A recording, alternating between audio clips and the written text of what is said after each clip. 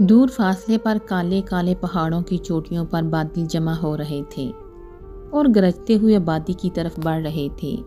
ہوا بھی تیز ہو گئی تھی۔ سوہا نے چراغ روشن کیا اور چرپائی دیوار کے پاس کھینچ کر لے آئی۔ اس وقت طیور کے قافلے تیزی کے ساتھ پرواز کرتے ہوئے طوفان برق و بار سے بچنے کے لیے دامن کوہسار کی جانب جا رہے تھے۔ سوہا کے گھر کے آس پاس جو درخت تھے ان پر بھی طیور نے شور ادہم مچا رکھا تھا۔ نیلے نیلے بادلوں پر پرندوں کا ایک قافلہ کہیں سے اڑتا چلا آ رہا تھا۔ ان کا سردار آگے آگے تھا، باقی پرندے کھلی ہوئی مکراس کی طرح دو قطاروں میں پیچھے پیچھے اڑے جا رہے تھے۔ ایسا معلوم ہوتا تھا کہ یہ پردیسی بھی کوئی پناہ کا آسرا ڈھونڈ رہے ہیں۔ دیکھتے ہی دیکھتے موسلا دھار بارش ہونے لگی تھی۔ ہوا درختوں پر سائیں سائیں کر رہی تھی۔ بادل کی گرج اور بجلی کی کڑک سے دل دہل جاتا تھا۔ سوہا نے گھبرا کر چرپائی پر لیٹے اپنے دونوں بچوں کو دیکھا۔ دونوں نیند میں تھے اور پھر سار باہر نکال کر آسمان کی طرف دیکھا جو آج برسنے پر تلا ہوا تھا۔ ہائے اللہ، برسات جس تیزی سے ہو رہی ہے، ڈر ہے کہ کچھ دیر بعد ہماری چھت ہی ہم پر نہ آ جائے۔ سوہا نے گھبرا کر چھت کی طرف دیکھا۔ اینٹ اور گارے کی بنی چھت جگہ جگہ سے ٹپکنا شروع ہو گئی تھی۔ پریشان نہ ہو، کچھ دیر میں رک جائے گی بارش۔ تو ایسا کر اسی چرپائی پر آ جا۔ سکھو نے اپنی چرپائی پر جگہ بنائی۔ اس پر تو پہلے ہی تم اور دونوں بچے لیٹے ہیں، اگر میں بھی آ گئی تو یہ ٹوٹ نہ جائے۔ میں یہیں بیٹھی ہوں۔ سوہا نے ٹوٹی پھوٹی چلنگا سی چرپائی پر بیٹھتے بیٹھتے کہا۔ وہ بار بار پریشانی سے صحن سے نظر آتے آسمان کو دیکھ رہی تھی کہ شاید وہ اس کے دیکھنے سے برسنا بند کر دے۔ کوئی بات نہیں، رات بیٹھ کر گزارا کر لیں گے، صبح کچھ کریں گے، سکھو نے نرمی سے کہا۔ تم ایسا کرو، چٹکی کو میری والی چرپائی پر لٹا دو۔ تم دونوں باپ بیٹے اس چرپائی پر لیٹ جاؤ۔ ہیرا بھی اب بڑا ہو رہا ہے، چھوٹی پڑے گی تمہیں کاٹ۔ 2 منٹ کے لیے سکون سے سو جاؤ۔ تو جاگتی رہے اور میں سکون سے سو جاؤں؟ ایسا کیسے ہو سکتا ہے؟ سوہا نے شوہر کی محبت پر اسے نرم نظروں سے دیکھا۔ کیا چولہا جل سکتا ہے؟ سکھو نے ایک مشکل سوال کیا۔ کیسے جلاؤں؟ دیا سلائی اور اوپلے بھیگ گئے ہیں، ورنہ کوشش کر کے جلا لیتی۔ چائے کی طلب ہو رہی تھی۔ اتنی خوفناک آوازیں آ رہی ہیں بادلوں کی۔ اس شور میں نیند کیا آئے گی؟ ڈر لگ رہا ہے کہیں بارش اور شدید نہ ہو جائے، اللہ نہ کرے۔ یہ رحمت تو ہمارے لیے مشکلیں ہی لے کے آتی ہے۔ خیر کی دعا مانگو چٹکی کے ابا۔ خیر کی ہی دعا مانگ رہا ہوں اور کر بھی کیا سکتا ہوں۔ سکھو نے بڑبڑاتے ہوئے ہیرا کے اوپر جگہ جگہ سے پیوند لگی رضائی ڈالی جسے شدید سردی لگ رہی تھی۔ آسمان اب بھی سیاہ بادلوں سے ڈکا ہوا تھا۔ لو ہونے والی سورج کی کرنیں ابھی مدھم مدھم تھیں۔ ہواؤں کے نرم جھونکوں میں رات بھر ہونے والے بارش کی نمی رچی ہوئی تھی۔ کہاں جا رہے ہو؟ سوہا کی کھٹکے پر آنکھ کھلی تھی۔ باتیں کرتے کرتے نہ جانے رات کا کون سا پہر تھا جو اس کی آنکھ لگ گئی۔ اس نے مندی مندی آنکھوں سے چاروں طرف دیکھا۔ صبح کی سفیدی آہستہ آہستہ بڑھ رہی تھی۔ ساری رات برستا آسمان اس وقت بے حد پرسکون تھا۔ لگتا ہی نہیں تھا یہ ساری رات برسا ہے، مگر صبح کی روشنی ابھی رات کی تاریکی کو مکمل ختم نہیں کر سکی تھی۔ آج کھیت میں کام کرنا ہے نا؟ سکھو نے اپنا ضروری سامان اٹھاتے ہوئے اسے آہستگی سے جواب دیا۔ ناشتہ تو کر لو، سوہا نے اٹھتے ہوئے کہا۔ کیسے کر لوں؟ کیا ساری رات تیز دھوپ نکلی ہوئی تھی جو اپلے سوکھ گئے ہوں گے؟ سکھو کا انداز سادہ تھا، مگر سوہا کو لگا جیسے وہ طنز کر رہا ہے۔ تو کیا میں نے جان بوجھ کر رات کو چائے نہیں بنائی تھی؟ سوہا کے انداز میں ہفکی تھی۔ ارے تو میں کب تجھے الزام دے رہا ہوں؟ میں تو یہ کہہ رہا ہوں تو سو جا بھی، اوپلے بھی گیلے ہی ہوں گے تو چولہا کیسے جلے گا؟ میں دوپہر کو آ کر کھا لوں گا۔ اچھا، سوہا نے مایوسی سے کہا، مگر وہ دوبارہ لیٹی نہیں اور اٹھ کر اسے سامان دینے میں مدد کرنے لگی۔ پھر کچھ یاد آنے پر بولی، پر ایک بیل سے کیا ہوگا؟ کل فیضو سے اس کا بیل مانگا تو تھا، آج تو کام چلا لوں، کل پھر دیکھوں گا کہ کیا کرنا ہے۔ پر دوسروں کے بیل کے سہارے تو کھیتی ہو چکی، سوہا نے چادر اچھی طرح اپنے گرد لپیٹی اور چھت کے ٹپکتے شگاف کے نیچے رکھی بالٹی کو اٹھا کر صحن میں لے گی۔ مٹی نے جتنا پانی خود میں جذب کرنا تھا کر لیا۔ ہاں پر کیا کیا جائے؟ سکھو کی ایک عادت بہت اچھی تھی، وہ زیادہ بحث نہیں کرتا تھا اور نہ ہی فضول میں بات کو آگے بڑھاتا تھا۔ اب بھی مختصر جواب دے کر باہر نکل گیا۔ چھوٹے سے صحن اور ایک کمرے کو سمیٹنے میں دیر ہی کتنی لگی۔ سوہا نے صحن کو صاف ستھرا کیا، کمرے کی بکھری چیزوں کو سمیٹا۔ چٹکی اور ہیرا دونوں اٹھ گئے تھے، اب بھوک بھوک کا شور مچا رکھا تھا۔ اس نے بمشکل آگ سلگائی اور دونوں کو ناشتہ دے کر سکھو کے لیے روٹی پکانے لگی۔ اس نے کنستر میں جھانک کر دیکھا، تھوڑا سا ہی آٹا رہ گیا تھا۔ اگر آج کام نہیں ہوا تو کیا کل ہمیں فاقے کرنے پڑیں گے؟ سوچ کر اسے جرجری آ گئی۔ وہ صدقے دل سے دعا کرنے لگی کہ سکھو آج شام تک کام کر لے کھیتوں پر، مگر ہر دعا قبول نہیں ہوتی۔ کچھ ہی دیر میں سکھو تھکا ہارا نظر آیا۔ سوہا جو اس وقت لپائی کے لیے مٹی گوند رہی تھی کہ دھوپ نکل آئے اور چھت کے سوراخوں کو بھر دے۔ سکھو کو دیکھ کر حیرت سے بولی، ابھی تو بیل لے کر گئے تھے چٹکی کے ابا، اتنے سویرے ہی لوٹ آئے، کیا کرتا؟ ایک چوتھائی کھیت پلٹا تھا کہ ضلع دار آ گئے، تو ان کا حصہ تو ہم دے چکے ہیں۔ سوہا نے حیرت سے کہا، ہاں پر انہوں نے کہا ان کا حصہ لاؤ۔ سکھو نے سامان صحت کے کونے میں پھینکتے ہوئے کونے میں رکھے مٹکے سے پانی نکالا، چارپائی پر بیٹھ کر گونڈ گونڈ پینے لگا۔ وہ گہری سوچ میں تھا، ان کا حصہ؟ کیسا حصہ؟ دماغ خراب ہو گیا ہے کیا ان کا؟ دماغ تو ٹھیک تھا ان کا، بس ہم جیسے غریبوں نے خراب کر دیا ہے۔ پر اب کیا ہوگا؟ گھر میں تو اب پھوٹی کوڑی بھی نہیں۔ سوہا نے تشویش سے کہا۔ وہ ہاتھ منہ دھو کر اس کے پاس آ کر کھڑی ہو گئی۔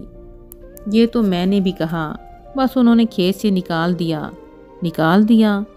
اس کے باپ کا کھیت ہے جو نکال دیا؟ اتنا غصہ تو مجھ پر کیوں کر رہی ہے؟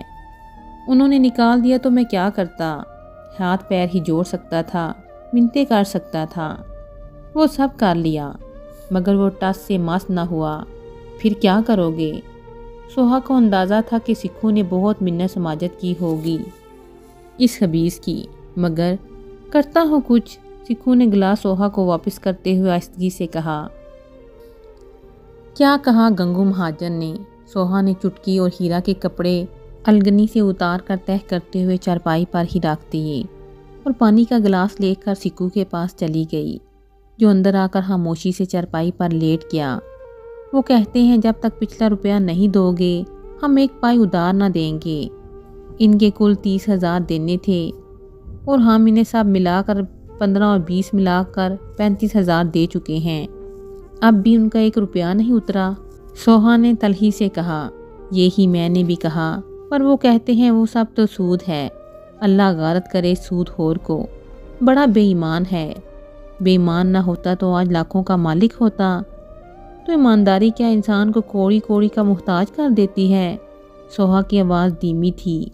وہ نہیں چاہتی کہ ان دونوں کی باتیں ان کے بچے بھی سنیں اور ان کی بنیادوں میں کوئی کمی رہ جائے۔ آج کل کے زمانے میں تو واقعی، سکھو نے حسب معمول مختصر جواب دیا۔ اوطاق میں ابھی تھوڑی دیر پہلے چند مزارے موجود تھے جو اب جا چکے تھے۔ ذمہ دار نے 2 خدمت گاروں کے سوا سب کو باہر نکل جانے کا اشارہ کیا تھا۔ اب صرف ذمہ دار اور ان دونوں کے خدمت گار وہاں موجود تھے۔ اس نے ہاتھ جوڑ کر کھڑے سکھو کو ایک نظر دیکھا، پھر بولا، میں اپنے ملازموں کے خلاف ایک بات نہیں سنوں گا۔ ذمہ دار کے لہجے میں غرور تھا، آنکھوں میں تکبر، گردن میں سریا۔ مگر سرکار ہم لگان دے چکے ہیں، ایسے سمے کھیت جوتنے سے روکا گیا تو ہمارے بال بچے تو بھوکے مار جائیں گے۔ سکھو نے زمین پر بیٹھتے بیٹھتے ہاتھ جوڑے۔ ذمہ دار اس وقت اپنے کارکنوں سے اپنے کندھے دبوا رہا تھا۔ ان کے ہاتھوں میں ایسا سرور تھا کہ اس کی آنکھیں بند ہونے لگیں۔ سکھو کی بات پر اس نے آنکھیں کھول کر اسے گھورا، تمہارے بال بچوں کی ذمہ داری میری نہیں۔ ضلع دار کا حق نہیں دو گے تو وہ تمہیں کھیت میں گھسنے بھی نہیں دے گا۔ سرکار مگر کھیت تو ہمارا ہے، سکھو نے دبی زبان میں کہا۔ ہاں تو ہم کون سا تمہارے کھیتوں پر قبضہ کر رہے ہیں یا اس پر بلڈوزر چلوا رہے ہیں؟ اپنا حق ہی تو مانگ رہے ہیں جو تم لوگوں کے دلوں سے نکلتا ہی نہیں۔ خون تھکوا دیتے ہو تب کہیں جا کے کچھ پیسے دیتے ہو، جیسے ہمارے باپ دادا پر احسان کر رہے ہو۔ سرکار، آپ کو اپنے بزرگوں کا واسطہ۔ سکھو نے گڑ گڑا کر التجا کی۔ اسے لگ رہا تھا ذمہ دار کو غصہ آ گیا ہے۔ اپنا کھیت کہنے پر اس نے غصہ ٹھنڈا کرنے کے لیے خوشامد کی۔ بس میں نے کہہ دیا، میں کچھ نہیں کر سکتا۔ تم لوگ ضلع داروں کارکنوں کو خوش نہیں رکھو گے تو یہ سب تو ہوگا۔ بھوکے مرتے ہو تو مر جاؤ، آخر کیا کیا جائے، ہماری بھی مجبوری ہے۔ لال ہان، میرے سر میں درد ہے، اندر سے تیل لا کر سر کی مالش کرو۔ اس نے تقریریں کر کر کے میرے سر میں درد کر دیا ہے۔ یہ اس کا واضح اشارہ تھا کہ اب وہ سکھو کو کوئی بات نہیں سنے گا، اور اگر اس نے زبردستی سنانے کی کوشش بھی کی تو اس سے کوئی بعید نہیں تھا کہ اسے اٹھوا کر باہر پھینکوا دے۔ سکھو خاموشی سے اٹھ کر چلا گیا۔ رات کا وقت تھا، ہوا میں ہلکی سی ٹھنڈک تھی۔ کل ساری رات آسمان برس کر صاف شفاف ہو گیا تھا۔ آج تاروں کا قافلہ آسمان پر رکا ہوا تھا۔ سوہا صحن میں رکھی چرپائی پر لیٹی تاروں کو گنتی رہی۔ چٹکی سے چمٹی بے خبر سو رہی تھی۔ دوسری چرپائی پر سکھو سارا دن کا تھکا ہارا بے خبر سو رہا تھا۔ کل کیا ہوگا؟ ایک بڑا سا سوالیہ نشان ستاروں کی جگہ آسمان پر بنا ہوا تھا۔ بظاہر اس کی نظریں آسمان پر تھیں، مگر ذہن کال میں الجھا ہوا تھا۔ گھر میں جو اناج تھا ختم ہو چکا تھا اور اب فاقوں کی نوبت آنے والی تھی۔ وہ سوچتی رہی، پھر ایک فیصلہ کر کے اٹھی اور اپنے ساتھ لگی چٹکی کو آرام سے لٹایا اور چرپائی سے اتر کر دبے پاؤں چلتی اندر کمرے میں چلی گئی۔ کمرے میں جا کر اس نے صندوق میں سے اپنے اور سکھو کے کپڑے نکال کر چرپائی پر ڈھیر کر دیے، پھر اندر ہاتھ ڈال کر کونے میں رکھی اس پوٹلی کو نکال دیا۔ یہ وہ گہنے تھے جو سکھو نے شادی کے وقت اس کے ہاتھوں میں ڈالے تھے اور جسے اس نے چٹکی کے لیے سنبھال کر رکھ دیے تھے۔ اس کے باپ کی نشانی، گلے کا ہار، کانوں کی بالیاں۔ اس نے پوٹلی کھول کر سارا زیور ایک بار پھر دیکھا، پھر دوبارہ سے پوٹلی میں باندھ کر ہاتھ سے تولا اور صحن میں آ گئی۔ پوٹلی تکیہ کے نیچے رکھ کر وہ صبح ہونے کا انتظار کرنے لگی۔ لے آئے روپے مہاجن سے؟ سوہا جو بےقراری سے سکھو کی آمد کی منتظر تھی، اسے آتا دیکھ کر تیزی سے چلتی ہوئی اس کے پاس آ گئی۔ ہاں لے آیا، یہ لے۔ سکھو نے کرتے کی جیب سے روپے نکال کر سوہا کے ہاتھ پر رکھے۔ یہ کتنے ہیں؟ نوٹ گن کر سوہا نے سکھو کی طرف حیرت سے دیکھا۔ گنے نہیں؟ سکھو نے تلخی سے پوچھا۔ گنے ہیں جبھی تو پوچھ رہی ہوں۔ پوٹلی بھر کے زیور دیا تھا اور تم یہ گنتی کے روپے لے آئے۔ تمہیں پتہ ہے وہ سارا گہنا کتنے کا تھا؟ سوہا کا غصہ اور دکھ کم نہیں ہو رہا تھا، اس سے بولا نہیں جا رہا تھا۔ مہاجن نے کہا، میں تو اس کے اتنے ہی دے سکتا ہوں، ورنہ لے جاؤ۔ کیا کرتا؟ یہ سوچ کے لے آیا، کھیتوں پر کام کر کے روپے جمع کر لیں گے تو اور بنا لیں گے۔ مجھے نہیں چاہیے اور روپے اور نہ بیل، مجھے اپنا زیور چاہیے۔ بس ہائے میں لٹ گئی میرے گہنے۔ سوہا نے بین کرنا شروع کر دیا۔ اتنا روٹنا پیٹنا کیوں مچا رکھا ہے؟ تو دیا کیوں تھا تم نے؟ میں نے تمہارے آگے ہاتھ جوڑے تھے کہ دو۔ سکھو کو ایک تو مہاجن پر پہلے ہی بہت غصہ تھا، دوسرا سوہا کا یہ روپ دیکھ کر وہ برداشت نہیں کر سکا اور پھٹ پڑا۔ مہاجن، ذمہ دار، ضلع دار پر تو اپنا غصہ اتار نہیں سکتا تھا، سوہا پر تو اتار سکتا تھا۔ میں نے اپنے باپ کی سہاگ کی نشانیاں اس لیے دی تھی کہ مہاجن کا قرض بھی اتر جائے گا، ضلع دار کا نذرانہ بھی دے دیں گے اور ایک بیل لے لیں گے۔ سوہا بس رونے والی تھی، تو کیا کروں، خود کو بیچ آؤں کیا؟ سکھو سارا دن کی ہواری اور بھوک پیاس کے بعد بھی خالی ہاتھ تھا۔ مجھے نہیں چاہیے تمہارا روپیہ، مجھے بس میرے گہنے لا دو، سوہا نے زندی پن سے کہا۔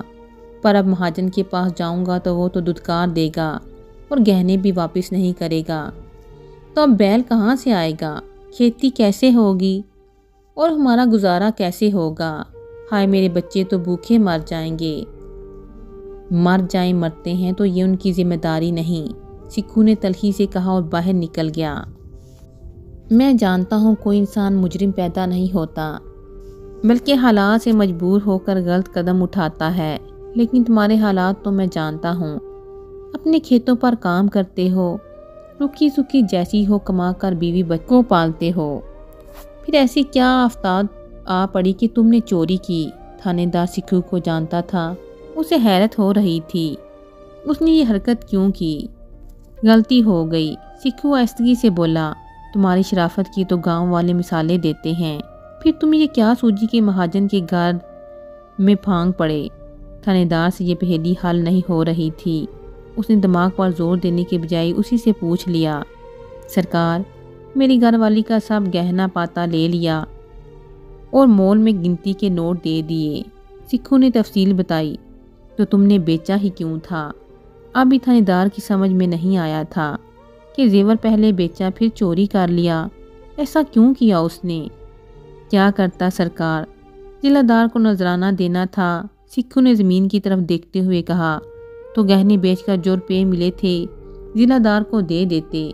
تھانے دار نے آسان حال بتایا، کیسے دیتا؟ ضلع دار کو دینے کے بعد جو روپے بچے ان سے بیل نہیں آتا تھا۔ گھر والی نے سارا گہنا بیل مول لینے کو دیا تھا۔ وہ رونے لگی کہ بیل لاؤ نہیں تو میرا گہنا۔ ارے بیوقوف، اب نہ تو گہنا ملا، نہ روپیہ ملا اور نہ بیل۔ اگر کچھ ملا تو مفت کا جیل۔ غریبوں کو مفت میں کچھ نہیں ملا کرتا۔ جیل تک آنے کے لیے بھی بہت محنت کرنی پڑی۔ سکھو نے بڑبڑاتے ہوئے کہا اور زمین پر نڈھال سا بیٹھ گیا۔ وہ کل سے بھوکا پیاسا تھا، سارا دن کی ہواری، چوری، تھانے دار کی ڈانٹ ٹپٹ کے بعد وہ تھانے کے ٹھنڈے فرش پر بیٹھا تھا۔ اسے ایک دم سے اپنی انتڑیاں بل کھاتی محسوس ہوئیں۔ اسے بھوک محسوس ہوئی جو دن میں 3 بار لگتی تھی اور تھوڑا سی ناج ہی چاہتی تھی، مگر ملتی کیا تھی؟ شکست۔ ہر بار ایک خواب دب جاتا تھا اس کے نیچے۔ بھوک اس کے چہرے پر، آنکھوں پر، پورے جسم پر، ہر جگہ دکھ رہی تھی۔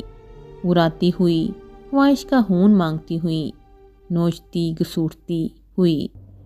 اے کاش سیلاب ہی آ جاتا، چھت ہی گر پڑتی، حکومتی امداد تو مل جاتی، میرے بچوں کو کھانے کو تو مل جاتا، کاش۔